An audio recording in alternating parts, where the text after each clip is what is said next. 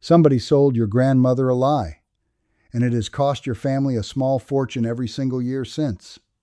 Here is the claim, plain as I can put it. The green bag of chemical fertilizer sitting in your garage, the one you buy every spring for $30 or $40, the one with the smiling picture of a tomato on the front, does a job your grandmother did for nothing, not for a discount, for nothing. She fed her soil with eggshells she was going to throw out, with the gray ash out of her stove, with the water she boiled her potatoes in, and her garden, on a plain little patch of dirt, put out tomatoes that would shame anything you have grown with that bag. I have watched folks spend $200, $300 a season on bagged feed and bug spray and root boosters, and I have watched a widow up the road grow more food than the three of them combined out of a garden she never spent $1 on. So I want you to sit with this for a moment. The difference between those two gardens was not money. It was knowing. It was a handful of things every one of us already has, and a way of reading the ground that nobody bothers to teach anymore. My name is Mose Reel. I am Amish, and I farm here in LaGrange County, Indiana, with my wife Anna. And I am going to be honest with you the way I always am, because honesty is the only thing that makes a video like this worth your time. I have gathered the whole of what I am about to tell you, and a good deal more, into a book over at mosereel.com. It is there if you want it, and I will not bring it up again. Now, the title of this video is bold, and you deserve to know what it means and where it stops. I am not going to tell you these old methods will triple your harvest overnight, the way some folks promise. That would be a lie, and you can spot a lie easy. What I will tell you is the truth about why they work, which ones truly work, and which ones are just pretty stories our grandparents told, and roughly what they will save you in a year. Some of what my grandmother did was sound science she just did not have the words for. And some of it, I will tell you plainly, was superstition. I am going to give you both, and I am going to tell you which is which, because you deserve a straight word and not a fairy tale. Now let me tell you what is really going on under your feet. Because once you see the simple sense of it, everything after makes plain sense. A plant does not eat that green powder. It cannot. A plant eats about 17 simple things dissolved in water, and the three it wants in the largest amount are nitrogen for the leaves, phosphorus for the roots and the flowers, and potassium, what the old folks called potash, for the fruit and the strength of the stalk. That is what the letters on the fertilizer bag mean. That N, that P, that K. Here is the thing the man who sells the bag would rather you did not dwell on. Every one of those three is sitting in your kitchen scraps and your stove and your yard for free, and the good Lord set the whole thing up as a circle. A leaf falls, it rots, the rot feeds the soil feeds the next leaf. Chemical fertilizer breaks that circle. It hands the plant a fast meal of salt and pushes it to grow quick and soft, and meanwhile it does nothing for the living soil underneath, the worms and the fungus and the little unseen creatures that make dirt into ground. Feed the salt long enough and the soil goes dead and hard, and then you need the bag, because nothing else will grow. That is not an accident. A dead soil that needs a bag every spring is a very good business. A living soil that feeds itself is no business at all. Hold that thought, because we will come back to it. So let us start with the one every gardener wrestles with, and the one my grandmother fixed with her breakfast. You go out in July to your tomatoes, the plants are tall and green and looking fine, and you turn a fruit over, and the whole bottom end of it has gone brown and sunk in and leathery, like it rotted from the underside up. That is blossom end rot, and it will ruin half a crop in a bad year. Now here is where most folks go wrong. They think the plant is sick, or thirsty, or bug bit, and they spray something. It is none of that. It is calcium. The plant cannot build the cell walls at the growing tip of the fruit without calcium, and when it runs short, the fruit collapses at the far end where the calcium arrives last.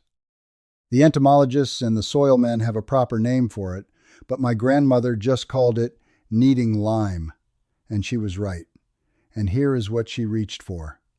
Eggshells. An eggshell is very nearly pure calcium carbonate, the same stuff as agricultural lime, the same stuff as a seashell.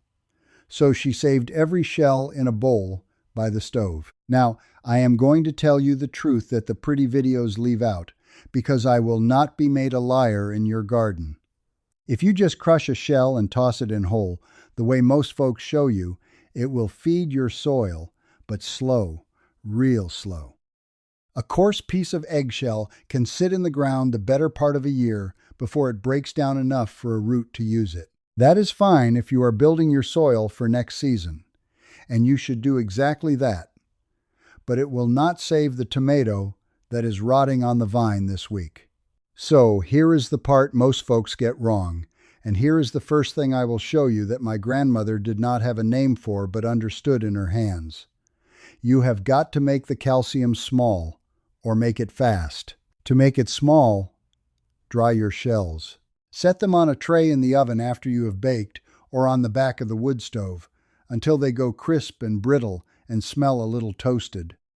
Bone dry, they crush to a near powder. I run mine through an old hand coffee grinder, and the finer that powder, the sooner the soil can use it. Work a good handful of that powder into the dirt around each tomato and pepper when you plant, and you have laid in a slow supply for the whole season. That is the method the old folks used. Now here is a way to make it fast, and this is the first idea I promised you that Grandma did not have. But the chemistry is dead, simple, and honest. Take your dried, crushed shells, a good double handful, and cover them with plain white vinegar in a jar. The vinegar is a weak acid, and it will eat the calcium right off the shell. You will see it foam and fizz, and that fizzing is the calcium letting go. Let it sit 2 or 3 days until the foaming stops, then strain it and mix that vinegar water down heavy, about 1 part to 10 parts plain water in the can, and pour it at the root. Now the calcium is already dissolved, already in the form a root can drink today, not next spring. That is the difference between feeding the soil for the future and feeding the plant right now, and a wise gardener does both. It costs you a jar of vinegar and some shells you were throwing in the trash. There is one more thing eggshells do, and it is honest, and it is small. So I will keep it honest and small. Coarse, sharp shell fragments scattered on top of the soil do slow a slug down some, because they do not care to drag their soft belly over sharp edges. I will not tell you it stops them cold. A determined slug in a wet week will cross it. But as one part of keeping slugs off your young lettuce, it helps, and it costs nothing. Do not believe the folks who tell you it is a wall. It is a nuisance to them, not a wall. Now, the second great free feeding, and this one carries the potash, the K, the third letter on that bag, wood ash. If you burn wood in a stove or a fire ring, you are throwing away one of the finest sources of potassium and calcium a garden ever had, gray and fine and sitting in your ash pan every morning all winter. When my grandfather cleaned the stove, the ash went in a covered metal pail, never in the trash. Here is why it works, and here is the honest science of it. When wood grows, it pulls potassium and calcium and a little phosphorus up out of the ground into its wood. Burn the wood, and the fire takes away the part that burns, the carbon and such, and leaves behind those minerals concentrated in the ash. So ash is a mineral feed, mostly potash and lime, ready to go. Your tomatoes, your squash, your peppers, your potatoes, they are hungry for that potash, and it is what puts the sugar in the fruit and the strength in the stalk. But I have got to stop you right here, because this is where wood ash turns from a gift into a hazard if you do not understand it. And this is the plain safety word, because it matters. Wood ash is alkaline. It is the very thing they used to make lye for soap. That means it raises the pH of your soil. It makes it more sweet, less sour. Now, for most gardens, that is a good thing, because most soil in this country runs a touch sour, and a lot of plants want it right around neutral. But you can absolutely overdo it. Dump too much ash and you will drive the soil so alkaline that the plant can no longer take up iron and other things it needs, and you will do harm, not good, and it is slow to undo. And you must never, ever put wood ash on the plants that love sour ground. Blueberries, azaleas, rhododendrons, potatoes hoping to stay free of scab, evergreens. Ash will hurt them. So here is the rule my grandfather kept. A thin dusting, not a burial. A couple of good handfuls per square yard worked in lightly, once a year, and not near the acid lovers. And keep the ash dry and covered until you use it, because wet ash weeping through a pail is making weak lye, and that will burn your hands and kill whatever it puddles on. Treat it like the strong thing it is. Now here is the second new idea I promised, and it flows right out of that warning. Because if ash changes your soil's pH, you had better be able to read your soil's pH, and you do not need to buy a thing to do it. This is reading the earth with what is in your pantry. Take a couple spoonfuls of your garden soil in 2 little cups. In the first cup, pour a splash of plain white vinegar. If it fizzes and bubbles, your soil is alkaline, it is sweet, and it does not want any ash at all. In the second cup, wet the soil with a little water and sprinkle in a spoon of baking soda. If that one fizzes, your soil is sour. It is acid, and a little ash would do it good. If neither one does much of anything, you are sitting near the middle, which is right where most vegetables want to be, and you should feed gently and not go swinging the pH around. It is not a laboratory number, I will be honest. It will not tell you a precise figure, but it will tell you which way your ground leans, and that is most of what you need to know before you reach for the ash pail. My grandmother read her soil by the weeds that grew in it and the taste of a pinch of dirt on her tongue. This is the same idea, just with a nickel's worth of baking soda. Let me give you the rest of the free feedings quick, because they all run on the same simple truth, that a plant eats what rots. The water you boil your vegetables or potatoes in, once it is cooled all the way down, is full of the potassium and the minerals that leached out of the food. Pour it on the garden instead of down the drain. It is a weak feed, I will be honest.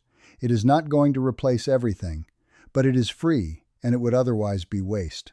Coffee grounds, worked thin into the top of the soil, add a little nitrogen and, more than that, they feed the worms and lighten heavy dirt. Do not pile them thick and let them cake, for they will mat and turn the water away. A thin scatter mixed in. And the finest of all, if you will do it, is a worm bin. An old tote with some holes, some bedding, your kitchen scraps, and a handful of red worms, kept damp and dark in a cellar or under the stairs. The worms turn your peelings into castings, and worm castings are the black gold of this whole business. Gentle enough it will never burn a plant, and full of the very microbes that make a soil come alive. That one takes a little tending, but it turns a household's garbage into the best plant food there is, and you never buy a bag again. Now, there is one more feed I want to give you, because it carries the phosphorus, the middle letter, the P, and that is the one folks run short on without ever knowing it, and it is the one that builds strong roots and sets good flowers into fruit. Fish. It sounds strange to a lot of folks today, but burying fish scraps is one of the oldest feedings there is, older than this country. The heads, the bones, the guts, whatever you have off a cleaning, buried a good foot down right below where you mean to plant a heavy feeder like a tomato or a hill of corn. As it breaks down, it lets go a slow, rich stream of nitrogen and phosphorus and potassium right into the root zone, and it feeds for the whole season. Here is the one honest warning. Bury it deep, a foot at least, and cover it well, or every cat and raccoon in the county will dig your garden to pieces looking for it. Deep and covered, it feeds the plant and nothing else. And if you cannot stomach the fish, dry your eggshells and your bones from the table together, char them near black on the stove, and crush them, And you have made yourself a slow phosphorus and calcium feed the old way, what they used to call bone char. Then there is the plant that mines the deep ground for you. And this one is worth planting a corn or two. And it is called comfrey. Comfrey sends a taproot down 2 and 3 feet, far deeper than your vegetables go, and it pulls up potassium and minerals from down where your tomato roots will never reach, and it stores all of it in those big coarse leaves. So a few times a season you cut the leaves off at the base, and you either lay them right down as a mulch around your fruiting plants, where they wilt and melt into the soil in a couple of days like a potash blanket, or you rot a bucket of them in water into a dark, honestly foul-smelling tea and pour that down thin at the root. It is free feed pulled up out of subsoil you could not otherwise touch by a plant that grows like a weed and comes back every year. I will be honest, it spreads, and it is stubborn to be rid of once it is in, so plant it off in a corner where you do not mind it staying.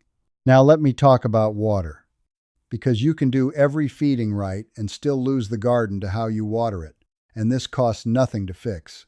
It is only knowing. Most folks water a little every day, in the evening or whenever they think of it, and they wet the leaves and the top inch of soil and feel they have done their duty. That is the worst way. Wetting only the top teaches the roots to stay shallow and crowd the surface, and the first hot, dry week they cook. And wetting the leaves at night is an invitation to every fungus there is, because a wet leaf in the cool dark is exactly what mildew wants. Here is the old way, and it is simple. Water deep and seldom, not shallow and often. A long, slow soak at the base once or twice a week drives the water down deep, and the roots chase it down and grow deep with it, and a deep-rooted plant will stand a drought that kills a shallow one. And water in the early morning if you can, so the ground drinks before the sun climbs and the leaves dry off fast in the day. If you must set it and forget it, take an old gallon jug, poke a few pinholes low in the sides, sink it to the neck in the bed beside your plant, and fill it. It will weep out slow, down at the roots where it belongs, all day, and none lost to the sun off the top. That is a soaker hose for the price of a jug you were going to throw out. And here is the fourth way of reading the earth I promised, and it is my favorite, because it tells you the one thing about your soil that never changes and that governs everything else, and it costs you a glass jar and a night's patience. Fill a straight-sided jar about a third full of your garden soil, top it up most of the way with water, add a pinch of any dish soap to help it separate, put the lid on, and shake it hard for a couple minutes until it is all a muddy soup. Then set it down and leave it be overnight. By morning it will have settled into layers, and those layers tell you what your ground is made of. The sand, being heaviest, drops to the bottom first, in the first minute. The silt settles on top of that over the next hour or so, and the clay, the finest of all, settles last and sits on top, and the water above may still be cloudy for days. Look at the thickness of each band. A thick sand layer at the bottom means your soil drains fast and dries out, and needs more organic matter and mulch to hold water. A thick clay layer up top means your soil holds water long and packs hard and needs organic matter to open it up so roots can breathe. Nearly every soil problem a body has comes back to what that jar shows you, and once you have seen it, you know whether your ground's trouble is too wet or too dry by its very nature, and you know to add the same cure to both, which is rotted organic matter, compost and leaves and castings, the thing that makes sand hold and clay loosen. My grandfather could tell all of that by rolling a pinch of wet dirt between his fingers, whether it ribboned like clay or fell apart like sand. The jar is the same reading for the rest of us who did not grow up with his hands. And do not leave your soil naked between the plants, because that is where so much of the water and the feeding you just gave it runs off or bakes away. Cover it. A few inches of dry leaves or straw or grass clippings laid down around your plants is what the old folks called mulch, and it is a soft blanket over the living ground. It keeps the moisture in so you water half as often. It keeps the summer sun from baking the top into a hard crust. It smothers the weed seeds so they never see the light they need to sprout. And it saves your back, the hoeing. And best of all, from underneath, the worms and the damp pull that leaf litter down into the soil and rot it into humus. So a mulch is a slow feeding all its own while it works. Bare ground is a wound. Cover it and it heals itself and feeds itself at the same time. And here, before I go on to the part I have been dreading, let me pause and say this. If you would like to lower your grocery bill, waste less, grow more, and run a steadier home the way Anna and I try to, we keep a little community for exactly that, and you can ask the two of us your questions whenever you get stuck. The link is down in the description. Now let me get to the hard part, because I promised you honesty, and honesty means telling you where the old stories go wrong. There is a thing going around, an old idea from the 1920s dressed up new, called electroculture. The claim is that you wrap a copper wire around a stick in a spiral, point it at the north, bury it by your plants, and it catches electricity out of the sky and the earth and pours it into the plant and makes it grow enormous. I have had a dozen folks ask me about it, and I am going to be straight with you the way I would want a body to be straight with me. There is no good evidence it does a thing. The story about the wire acting as an antenna, pulling voltage from the positive sky and the negative ground, that is not how any of this works. And when it has been tested carefully, side by side, the copper wire plants do no better than the plants without it. Now, why do people swear by it? Because when a person goes to the trouble of wrapping wire and setting stakes, that same person waters more careful, weeds more careful, watches close, and the garden does better, and the wire gets the credit that the attention earned. That is an honest thing to understand about a lot of garden magic. It is not the charm.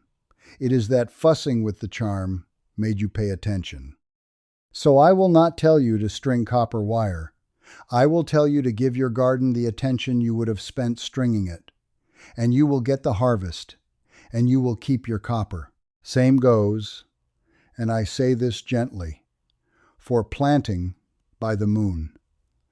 Folks will tell you the moonlight pulls the sap up on the waxing moon and down on the waning, the way it pulls the tide. The moon does move the ocean, that much is true, but the ocean is a mighty big thing, and the sap in your bean plant is not, and there is no sound proof the moon governs your seeds. If keeping a moon calendar helps you plant on a steady schedule instead of putting it off, then it has done you a real good, and I will not take it from you. Just know it is the schedule helping you, not the moonlight. I would rather tell you the truth than flatter an old story. Now the bug side, quick and honest, because these matter. For aphids and soft bugs, a garlic and hot pepper soak, crushed and steeped a day or two and strained and sprayed, will drive them off with the smell and the burn, and it spares the bees better than a chemical would. For the powdery white fungus on your squash leaves, a spoon of baking soda in a quart of water, sprayed early, changes the pH on the leaf so the fungus cannot get a start. I will be honest, it prevents better than it cures, so spray before it takes hold, not after. And the finest bug method of all costs nothing and is the third real idea I want you to take from today. Do not plant your whole garden in straight blocks of one thing. Weave flowers and herbs right in among the rows.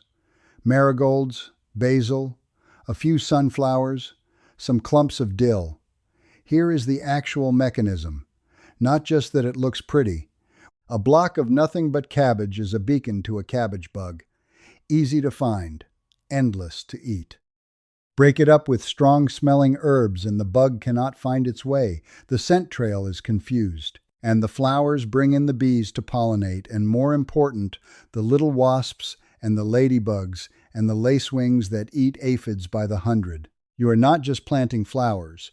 You are hiring an army of bugs to guard your food, and they work for pollen. That is how you get a garden that defends itself.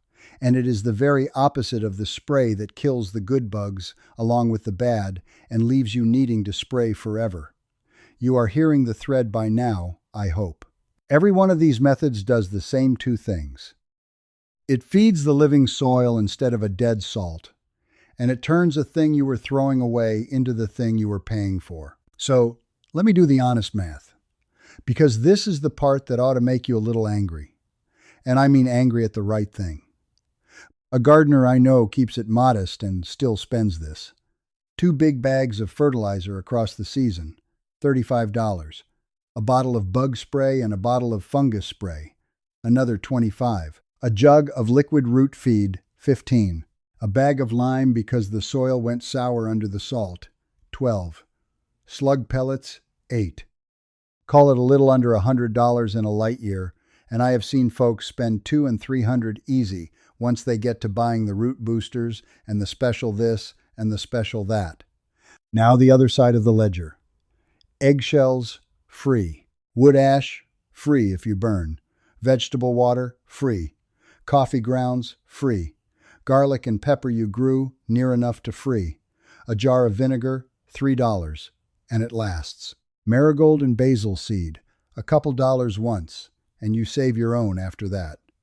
So call it under $10 a year against $100, and be generous, and say you save $90 in a light year.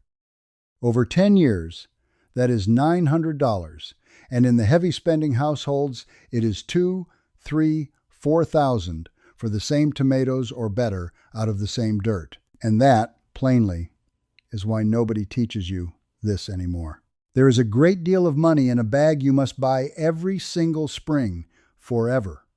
There is no money at all in telling a woman to save her eggshells. So the bag gets the smiling picture and the shelf at the front of the store, and the old plain way sits quiet in farmhouses like ours. Now I want to be careful here, because I will not stand in my garden and tell you there is a room full of men somewhere plotting against your tomatoes. It is not that.